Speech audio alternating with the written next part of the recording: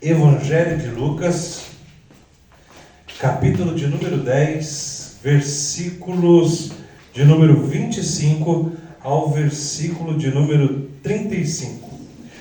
Hoje eu quero falar com você sobre o tema: o que eu devo fazer para ser salvo?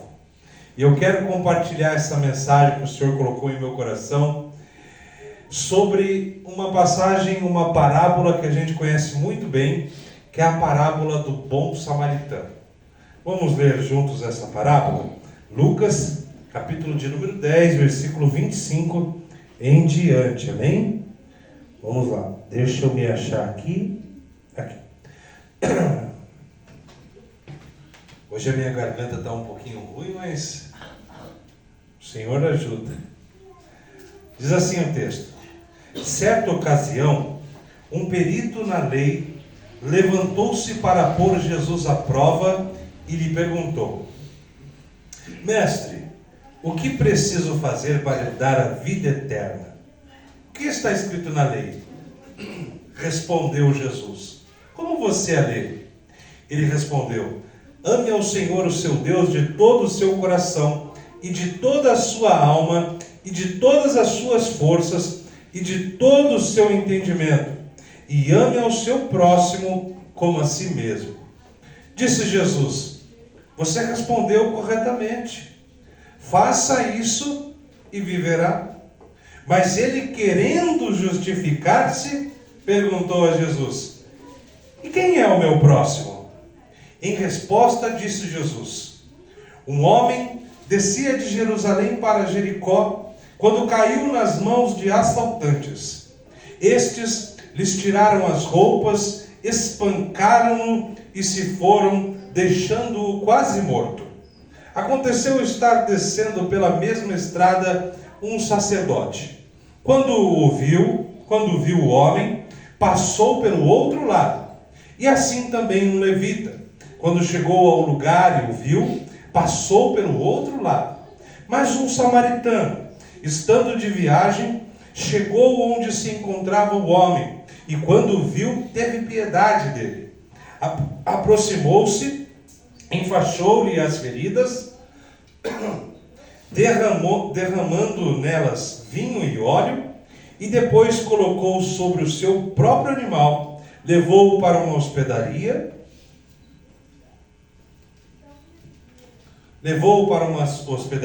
e cuidou dele.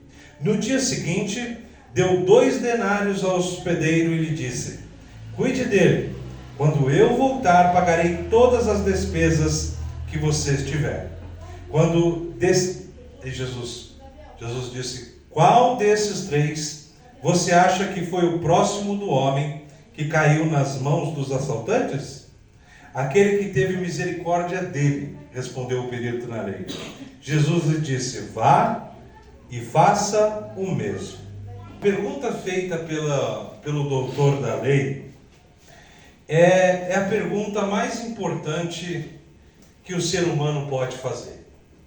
Ele disse aqui: mestre, o que farei para herdar a vida eterna? Mas acho que para a gente entender um pouquinho da profundidade dessa conversa que houve entre o doutor da lei e Jesus, nós precisamos entender um pouquinho, compreender quem era esse homem, como esse homem ele pensava. O doutor da lei, ele não era um pagão, ele era uma pessoa que ia para o culto, ele era um doutor da lei. Ele era uma pessoa, provavelmente, que ensinava a palavra de Deus, as Escrituras, não é? Então, esse homem, ele não era um idólatra. Ele adorava o Deus de Israel, o Deus da Bíblia. Ele não era alguém distante da religião. A Bíblia vai dizer que ele era um doutor da lei, ou seja, ele era um especialista nas Escrituras. Então, ele era um homem respeitado, né?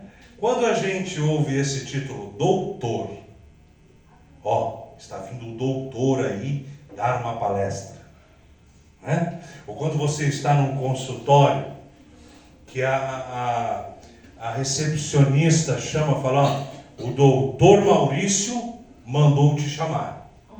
Você já vai, né? Você já vai com respeito, não é?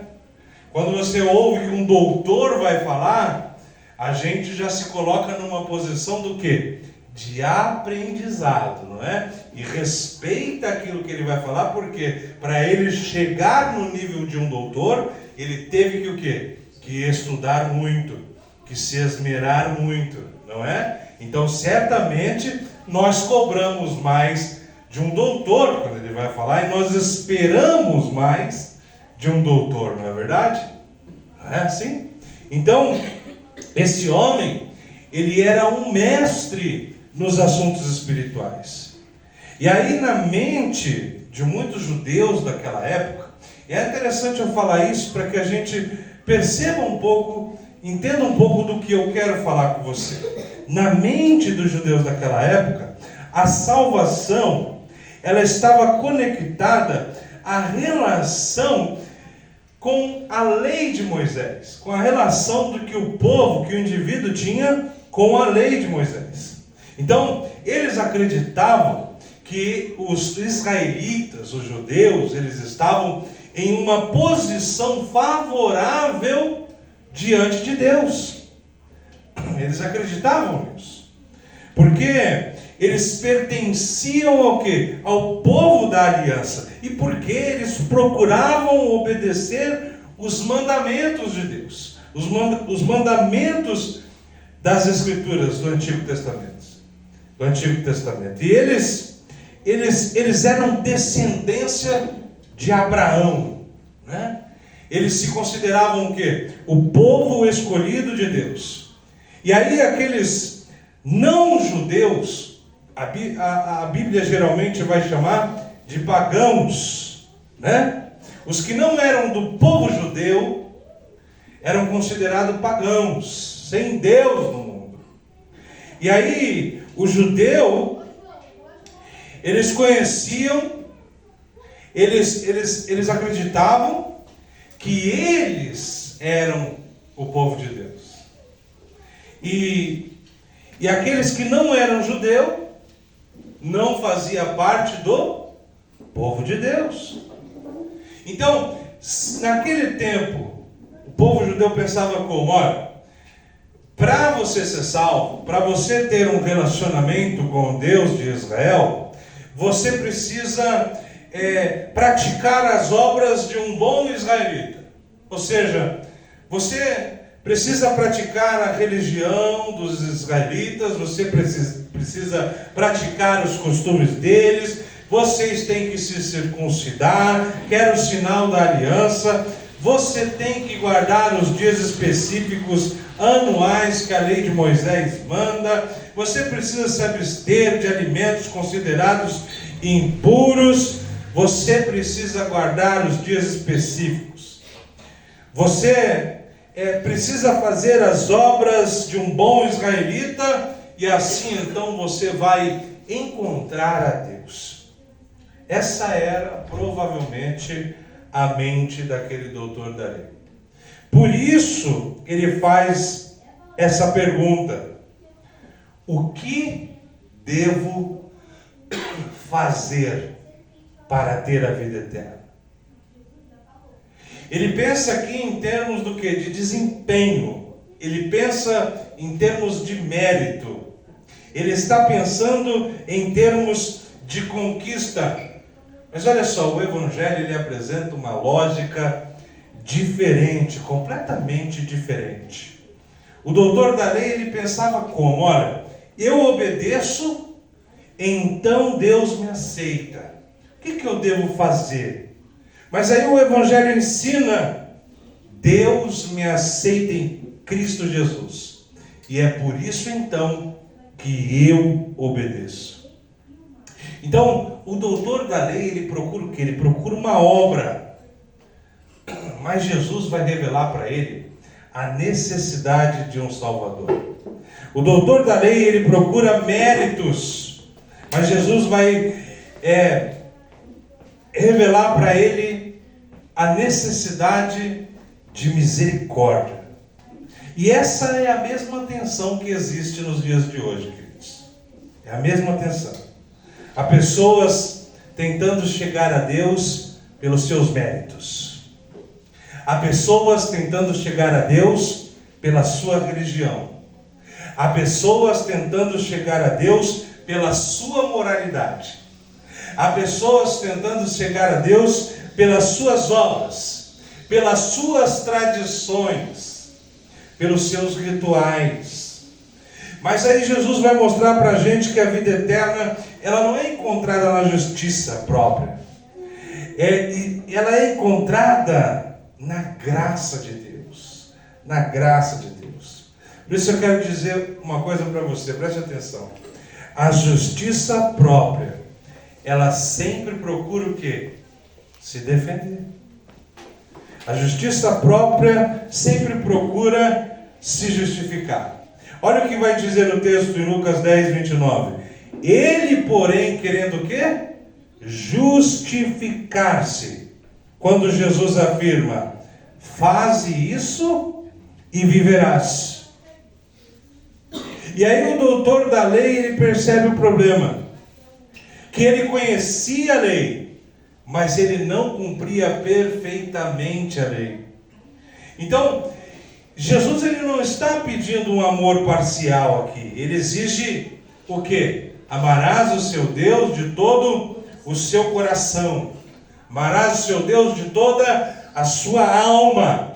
Amarás o seu Deus de toda a sua força, de todo o seu entendimento. Além disso, amarás o seu próximo como a ti mesmo. Amarás o seu próximo como a ti mesmo. Quem consegue viver assim todo dia? Quem consegue viver assim todo dia? Aqui. Amando a Deus, com todo o seu entendimento, com toda a sua alma, com todas as suas forças. Quem consegue aí amar o próximo como a si mesmo, ou como Jesus amou? Agora a gente caiu num problema, não foi? Esse é o mandamento. Mas, olha só, quem consegue? Sabe qual que é a resposta? Ninguém. Ninguém consegue. É difícil. Por isso o doutor da lei quis justificar-se quando Jesus disse, vai e faz isso. Vá e faz isso. Ele procura uma saída, ele procura uma exceção, ele procura uma brecha. Mas quem é o meu próximo? E o coração humano continua fazendo a mesma coisa, queridos. Ele continua se justificando. A pessoa chega e fala assim, eu não sou tão ruim assim. A gente chega e fala, pelo menos eu não sou tão ruim assim. Ele olha para o outro, ele fala, o outro mata. O outro rouba. Mas eu sou trabalhador. Uma vez eu estava evangelizando, aí um homem chegou e falou assim, eu falei para ele, você se considera uma pessoa boa? Aí ele falou assim, no dia de Cosme e Damião, eu dou bala para as crianças. Dá o Cosme e Damião. Então, a gente fala, olha, pelo menos eu não sou igual fulano, né? Pelo menos eu sou diferente.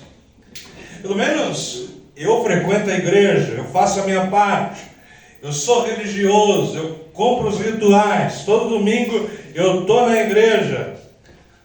E aí sempre que nós tentamos apresentar as nossas credenciais diante de Deus, nós estamos fazendo a mesma coisa que o doutor da lei está fazendo com Jesus aqui. Porque, olha, a justiça própria, ela nunca produz arrependimento. A justiça própria, ela sempre produz a autodefesa, ela sempre produz defesa. Mas olha, eu quero dizer uma coisa para você: ninguém será salvo justificando-se diante de Deus. Ninguém será salvo justificando-se diante de Deus. Meu irmão mais velho uma vez disse que teve um sonho e ele estava diante de Deus, diante do tribunal de Deus. E aí Deus começou a abrir um livro e ele começou a falar das obras dele, ele começou a falar das coisas erradas que ele fazia, e aí tinha ali outro falando, o acusando das suas obras, e aí disse que ele, compungido por aquelas acusações diante do tribunal de Deus, no sonho dele, ele começou a querer se defender daquilo. Então ele começou. Ele disse que não saía voz da boca dele, ele ficou mais desesperado ainda. Porque ele não conseguia se defender. Quando ele ia falar, ele não conseguia falar nada. Nós só seremos salvos, queridos, quando nós entendermos, reconhecermos a nossa culpa. Quando nós só seremos salvos quando nós reconhecemos a nossa situação pecaminosa, a nossa incapacidade, porque a Bíblia ela vai dizer o seguinte: todos pecaram e igualmente carecem da glória de Deus. Todos, sem exceção. O pecado chegou para todo mundo, pobre, o rico, o classe média, o classe alta, o classe baixa, o miserável, o mendigo, chegou para todo mundo. Todo mundo está encerrados no pecado e carecem da salvação e carecem da glória de Deus. Está todo mundo trancado na mesma cela e todos carecem da graça salvífica do nosso Deus. Olha só. Segundo ponto que eu quero falar com você é que a religião sem graça, ela produz pessoas que passam de largo. A religião sem graça, ela produz pessoas que passam do outro lado, que passam distante. A religião divide os corações. Na parábola de que Jesus conta, do bom samaritano que nós lemos, um homem está o quê? Está caído. Um homem foi surpreendido por assaltantes e ele está então agora machucado. Ele está agora abandonado. Ele está agora à beira da morte. E aí o que acontece? Jesus fala na parábola que primeiro passa quem? Um sacerdote. Um sacerdote da onde? Do templo do Deus de Israel. Eu conjecturo provavelmente que aquele sacerdote ele estava indo para o templo. E aí ele viu aquele homem ali acabado no chão, sofrendo, sangrando, à beira da morte, e Jesus vai falar que ele passa o quê? A passo largo. Ele passa do outro lado. Talvez ele estava pensando que ele estava, olha, eu estou atrasado para o culto, né? Talvez ele estava preocupado com toda a organização do culto. E aí ele apressa os seus passos. Ele passa por aquele homem necessitado, à beira da morte, mas segue em frente. Depois vem quem? Vem um levita. Vem um adorador da casa do Senhor. Aquele que ministrava o louvor no templo. Mas aí o que acontece? Ele passa de lá. Talvez, conjecturo, que ele também estava indo para o templo e falando, não, essa noite, provavelmente ele estava preocupado com o ensaio do louvor do culto. E aí ele se apressa e deixa aquele homem ali. E aí nós vamos ver que os homens, eles eram religiosos. Eles eram homens respeitados, eles eram homens líderes da igreja, líderes do templo. nós vamos ver que eles eram homens que conheciam a palavra, mas ambos fizeram o quê? Seguiram adiante, passaram de largo. Mas o mais impressionante não é que eles não viram, porque o texto diz que eles viram o homem. O problema não foi a falta de informação. Eu não sabia que aquele homem não estava ali. Mas qual foi o problema? Foi falta de coração. Foi falta do quê?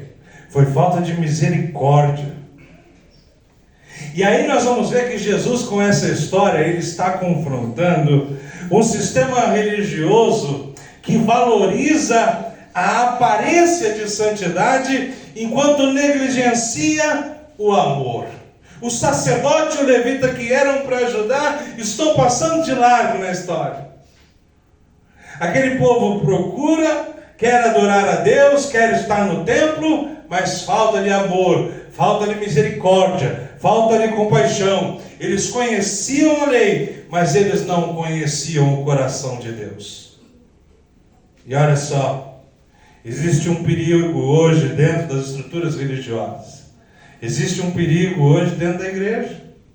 Nós podemos aprender a doutrina certa, nós podemos aprender a teologia certa, nós podemos aprender a defender as nossas posições bíblicas e ainda assim nós nos tornarmos insensíveis às pessoas.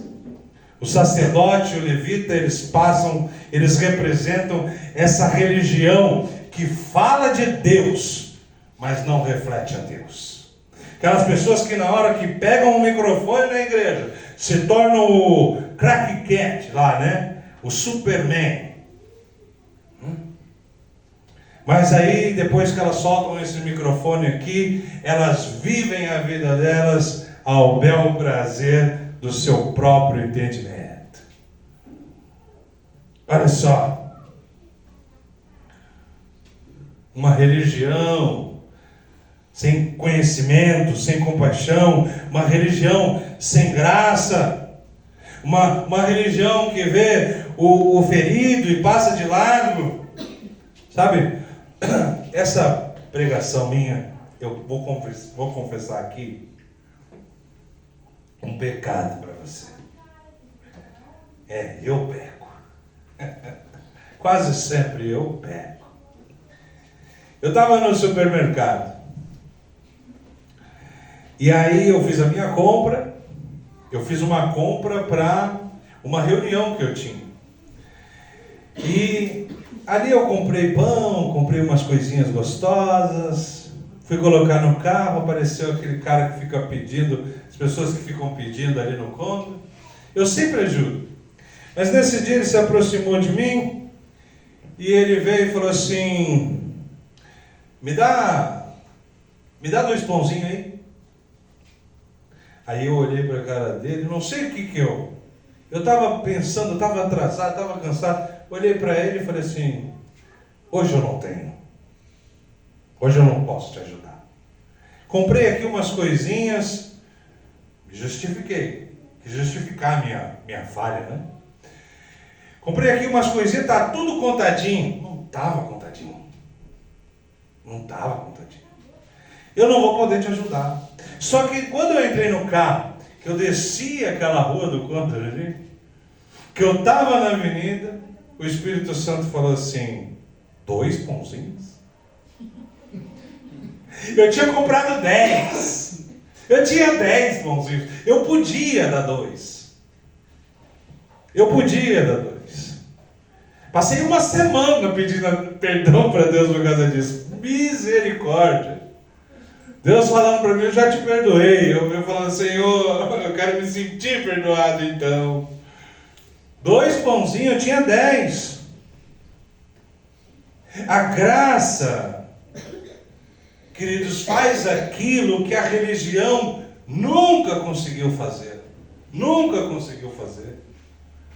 Então, nessa história, aparece quem? Aparece um samaritano. Um personagem mais improvável. E aí nós vamos ver que é o seguinte: Jesus, ele é muito inteligente, ele é muito sábio. Ele usa essa figura, essa persona do samaritano, esse personagem, realmente para confrontar a justiça própria daquele doutor da lei. Porque os samaritanos eram assim desprezados pelos israelitas. Era um povo que tinha muitas dificuldades, tinha muitas coisas por aspectos assim étnicos, culturais, religiosos, que não cabe aqui eu falar, senão você que me ouve vai ficar muito cansado e eu vou perder muito tempo. Mas é justamente esse samaritano, esse rejeitado, esse desprezável, esse desprezível, que demonstra misericórdia na parábola de Jesus. E ele vai dizer que esse samaritano, ele vê, ele para, ele toca, ele limpa as feridas daquele homem, ele passa o azeite, ele passa o vinagre, ele cuida, ele paga a hospedagem, ele assume o prejuízo. Aquele samaritano, ele salva aquele homem. E aqui Jesus, ele está apontando, queridos, para algo muito maior. E eu queria que você dobrasse a sua atenção agora. Porque todos nós, eu, você, é aquele homem caído. Nós somos aquele homem caído que o samaritano ajudou. Feridos pelo pecado. O pecado nos feriu como aqueles salteadores, aqueles assaltantes feriram aquele homem. Todos nós estamos como aquele homem, incapazes de nos levantar. A religião passou por nós, mas não nos ajudou. A religião passou por nós, mas não foi o suficiente. A nossa moralidade, a moralidade passou por nós, as boas obras passaram por nós, mas nenhuma delas foi capaz de nos salvar. Então Cristo veio. Cristo veio como aquele bom samaritano. E aí ele nos encontrou na nossa miséria. E aí ele tomou sobre si a nossa culpa. Ele pagou a nossa dívida naquela cruz, como aquele bom samaritano pagou a hospedaria. Jesus veio, nos olhou na nossa miséria, nos chamou, nos abraçou, cuidou de nós, limpou nossas feridas, nos perdoou, nos aconchegou em seus braços. Aleluia! Ele pagou a nossa dívida na cruz. Ele fez por nós o que nós mesmos jamais conseguiríamos fazer por nós. Porque olha, o Evangelho não é uma história de homens tentando alcançar a Deus. O Evangelho é a história de Deus vindo buscar os homens que estão perdidos. Nós éramos esses perdidos e fomos achados. Nós éramos aquela ovelhinha que saiu do aprisco e foi pelas montanhas, salteando, alegres da vida, mas chegou nas encruzilhadas do monte e fomos cercados por lobos devoradores. Nós somos essa ovelhinha que ele deixa as 99 no aprisco e vai buscar a que se extraviou, a que se perdeu. Aleluia! É a história de Deus vindo buscar a gente. A religião disse assim: faça mais. Mas a graça vai nos dizer: olha, Jesus já fez o que a religião não podia fazer. A religião diz para a gente: olha, tente melhor. Mas a graça diz o que? Receba o Salvador e será salvo.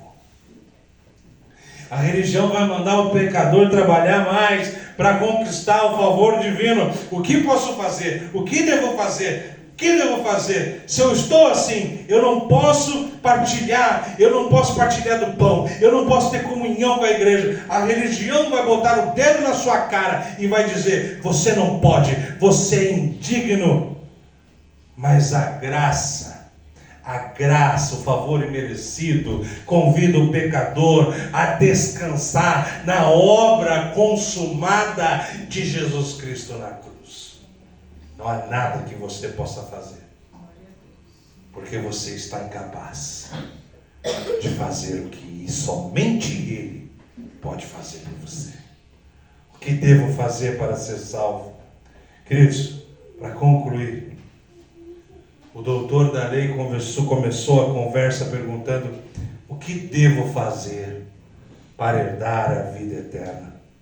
Mas a verdadeira descoberta daquele dia foi que ele não podia fazer o suficiente.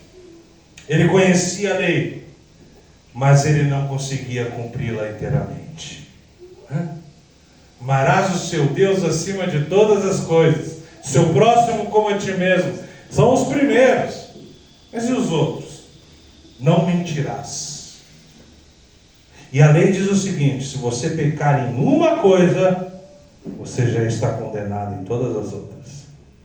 Quem aqui já mentiu? Mentiu, falou uma mentirinha para a mãe. Tem quem não? Tem quem não. Quem aqui já desrespeitou pai e mãe? Eu. Pai e mãe. Já era para nós. Estamos condenados. Só falei dos pequenininhos, hein? Para não chegar lá nos outros maiores. Né? Vamos deixar os outros maiores para lá. Já estamos lá no calabouço, ardendo no inferno. Essa é a verdade. Ninguém conseguia cumprir. Aquele homem, ele era religioso, mas a lição do dia foi que ele precisava de graça. Ele queria justificar-se. Para justificar-se, ele perguntou: quem é o meu próximo? Mas ele tinha que entender que ele tinha que ser justificado por Deus e que nada do que ele fizesse poderia o justificar diante de Deus. Talvez essa seja a condição de muitas pessoas hoje, infelizmente.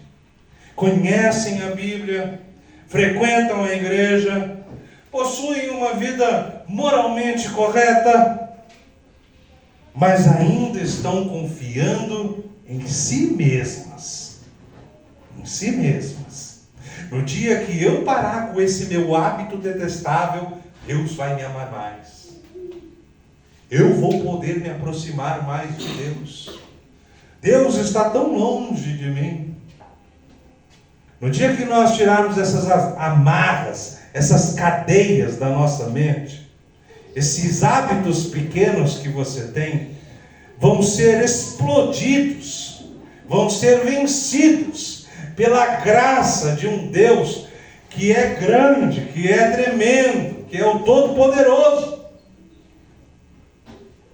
No dia em que nós desfrutarmos verdadeiramente da sua graça, no dia que a gente parar de confiar em nós mesmos para nos aproximarmos de Deus. Deus às vezes pode falar para nós: olha, o que te afasta de mim não é esse seu hábito. O que te afasta de mim é esse seu coração endurecido. É esse seu coração endurecido que não quer se humilhar, que não quer se voltar para mim por causa dos seus erros. E aí nós aprendemos que a pergunta, querido, não é: o O que eu devo fazer para ser salvo? Qual é a obra? Qual é a coisa boa que eu tenho que fazer para ter a vida eterna? Mas a pergunta é: em quem eu estou confiando para ser salvo?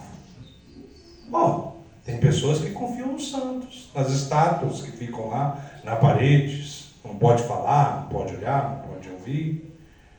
Tem pessoas que confiam no pastor, no padre, no líder religioso para ser salvo. Tem pessoas que confiam em si mesmas. Em quem eu estou confiando para ser salvo? A resposta do Evangelho não vai ser uma lista de obras, né? Faça isso, faça aquilo, faça aquilo. A resposta é Jesus Cristo. Jesus Cristo. Aquele que viveu a vida que não conseguimos viver.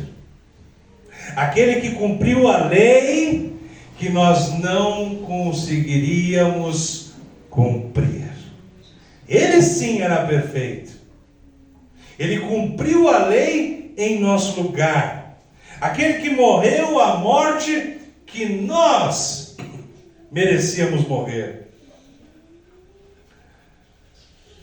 Sabe, outro dia eu estava assim, chateado com algumas coisas que estavam acontecendo no meu ministério, na minha vida. Fui conversar com o pastor, a igreja está difícil, está assim. Aí ele olhou para mim e falou assim, vamos redefinir a obra da salvação. Por que você não morre pela igreja? Ele olhou para mim e falou assim, foi você que morreu pela igreja? Você deve morrer pela igreja? Ou Jesus Cristo não já morreu pela igreja? Nós precisamos confiar no sacrifício de Cristo, irmãos. Ele oferece gratuitamente a vida eterna a todo aquele que nele crê. A salvação não é uma recompensa para os bons, porque ele não veio para aqueles que acham que não precisam de médico. Ele veio para os doentes. Ele veio para os pecadores, para os necessitados. Aquela história do fariseu e do publicano no templo. O fariseu olha e fala, olha, obrigado, Senhor, excelso Deus, Criador dos céus e da terra, porque eu sou bom, porque em mim não há pecado nenhum. Obrigado, Senhor, pela tua excelsa misericórdia, maravilhoso Deus.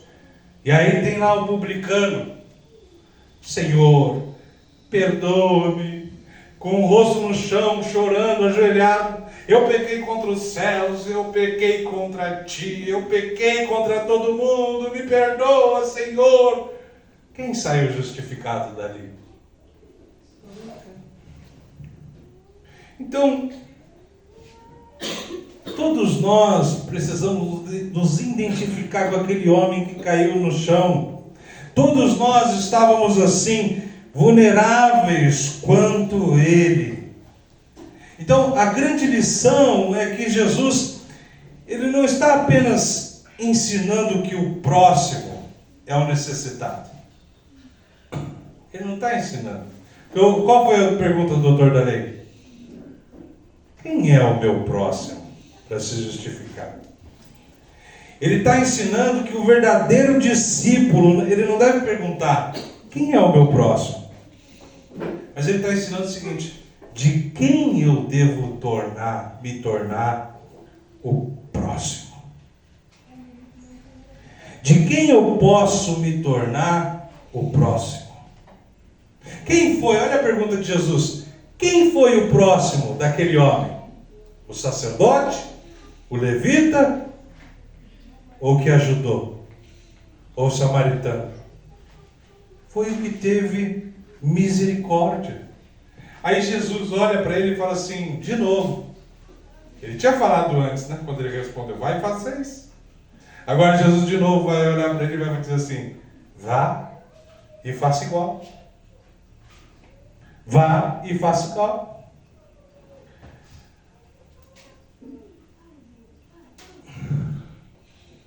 Quem é